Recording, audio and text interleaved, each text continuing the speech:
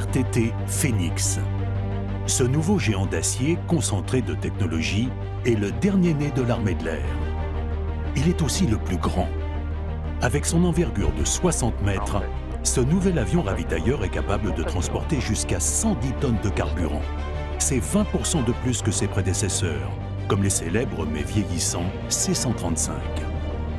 L'arrivée de son remplaçant est le fruit d'une volonté politique de modernisation des forces, réaffirmée par la ministre des Armées Florence Parly en septembre 2018.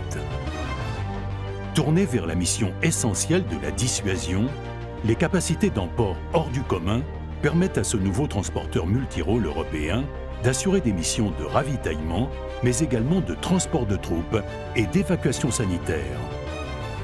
À terme, il remplacera à lui seul 4 types d'avions spécialisés. Construits sur la base d'un Airbus A330, les 15 Phénix prévus pour la France vont décupler dans les prochaines années les capacités d'action de l'armée de l'air. Une réelle révolution au sein de l'armée de l'air. Elle va nous faire changer de monde. Certains l'attendaient même comme le Messie. C'est vraiment une renaissance. Et une renaissance pour aller plus loin. Encore plus performant, encore plus fiable. Il est extrêmement imposant. Hors norme, c'est vraiment un gros porteur. On a la chance de participer à cette aventure. Le symbole de cette coopération européenne réussie.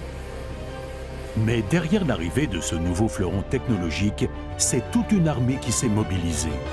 Les pilotes se sont formés, les opérateurs de ravitaillement en vol se sont adaptés, des ingénieurs ont innové, des conducteurs de travaux ont bâti.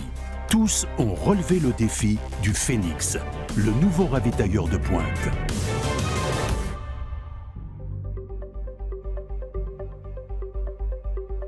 Retafe en Espagne. L'histoire du Phénix commence ici. C'est sur ce site qu'Airbus convertit ses avions civils A330 en avions militaires.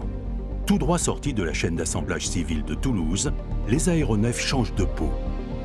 Dans un premier temps, ils sont mis à nu. Tout le confort et superflu de la gamme civile y sont enlevés. Sont apportées ensuite les modifications structurelles. C'est à cette phase que l'avion devient un ravitailleur. Les éléments de livraison de kérosène y sont ajoutés comme cette perche télescopique d'1,5 tonne pouvant atteindre les 17 mètres. Les systèmes électriques y sont ensuite installés, puis raccordés avant les tests finaux.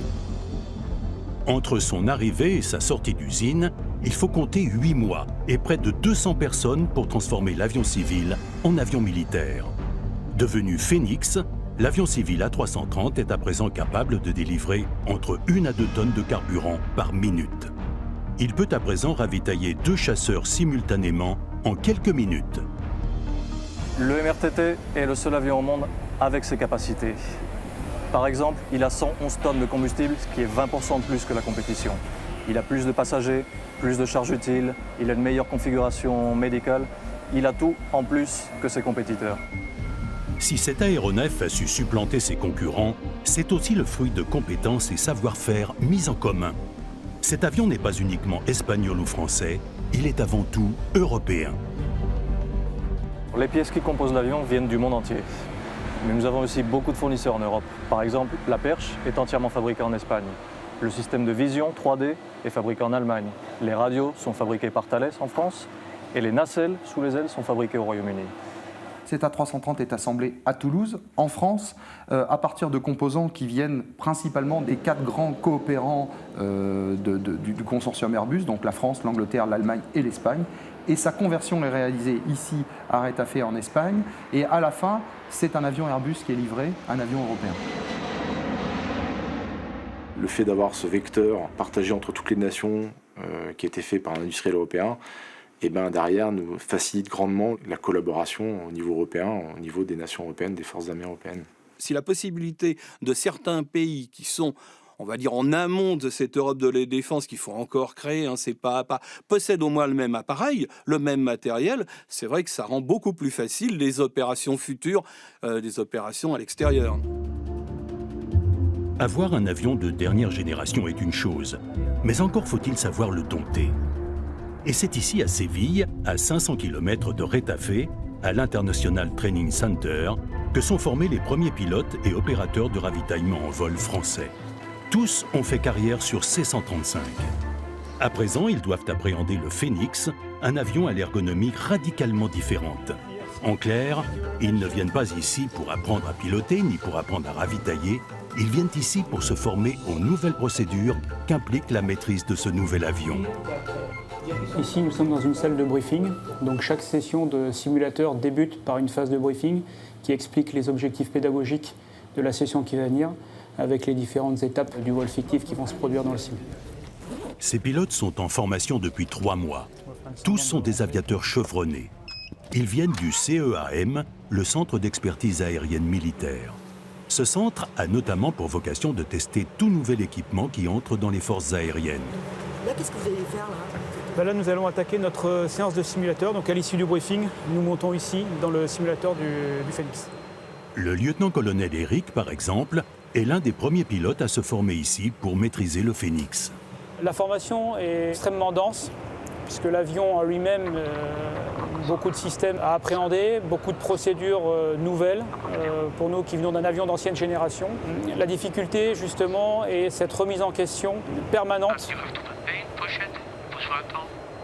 Nous savons piloter, nous avions acquis des réflexes sur le KC-135 qu'il nous faut aujourd'hui non pas abandonner mais changer pour une nouvelle méthode d'apprentissage de façon à maîtriser ce nouvel appareil qui est le MRTT. Dans ce simulateur, la cabine du Phénix est reconstituée à l'identique. Pendant 3 mois, le lieutenant-colonel Eric a dû faire face au pire scénario. La formation effectivement se termine à la fin de la semaine. Nous avons transpiré souvent dans ce simulateur puisque chaque session de simulateur comporte un nombre important de pannes, notamment de pannes les plus graves. Toutes les informations que l'avion nous transmet permettent d'avoir une bonne situation de l'environnement aérien dans lequel on évolue et nous permet dans ce cas de panne de prendre la décision la plus appropriée et la plus sûre pour l'avion, son équipage, mais également pour l'environnement. La panne sur laquelle nous avons le plus transpiré serait effectivement l'extinction des 2 moteurs en vol. Et comment vous avez pu le gérer? En appliquant uniquement la méthode de travail inculquée ici au centre de formation. Et je ne vous la décris pas, mais ça marche. Voilà, celle-là m'a pris de court. Dans ces phases d'apprentissage, l'industriel est également à l'écoute des besoins spécifiques français. L'échange et le retour d'expérience sont cruciaux. À terme, l'armée de l'air formera ses propres pilotes. Oui. La perspective de l'armée de l'air et du Phénix, c'est d'acquérir une autonomie totale. Donc, dans un premier temps, nous externalisons pour les pilotes la formation sur le simulateur à Séville. Ensuite, nous faisons progressivement l'acquisition de simulateurs. Et au final, en 2023, l'armée de l'air aura acquis une autonomie totale de formation et nous serons capables d'entretenir les compétences d'un pool d'environ 500-600 personnes annuellement. Parmi toutes ces personnes formées, un métier va être profondément bouleversé par l'arrivée du Phénix dans les forces. Celui de l'opérateur de ravitaillement en vol, l'ORV. Le major Pierrick est l'un d'entre eux. On a une petite équipe de 3 instructeurs ici, qui sont tous opérateurs de ravitaillement en vol sur C-135. Et donc ce sont ces gens qui nous forment de fort belle manière depuis maintenant, qui nous suivent depuis quelques mois, et grâce auxquels on a pu acquérir les compétences nécessaires à la mise en œuvre de notre nouvel avion. Formé en 2018 sur cette nouvelle interface, il revient tous les 3 mois à Séville pour maintenir ses compétences. C'est un entraîneur aux procédures, c'est-à-dire qu'il nous permet de nous entraîner à la gestion des pannes, et ça sur un matériel moderne qu'est l'avion. Contrairement à ce qu'on faisait avant sur C-135, on ne peut pas les simuler en vol, ces pannes. Donc on a besoin d'un entraîneur spécifique. Ça, c'est l'entraîneur générique que nous propose actuellement Airbus Defence and Space, et c'est sur ce matériel-là que nous avons été formés. Et nous avons commandé l'équivalent amélioré et surtout qui correspond parfaitement à nos besoins, pour lequel nous participons également au développement. En octobre 2019, l'armée de l'air sera dotée de ce simulateur plus spécifique. Faisant partie des premiers opérateurs de ravitaillement en vol sur Phénix, le major Pierrick sera amené à former la nouvelle génération d'opérateurs ravitailleurs français.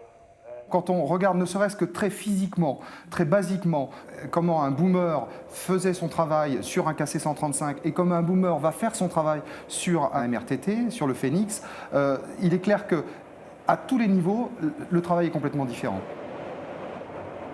À présent, il se retrouve au cockpit à côté de l'équipe de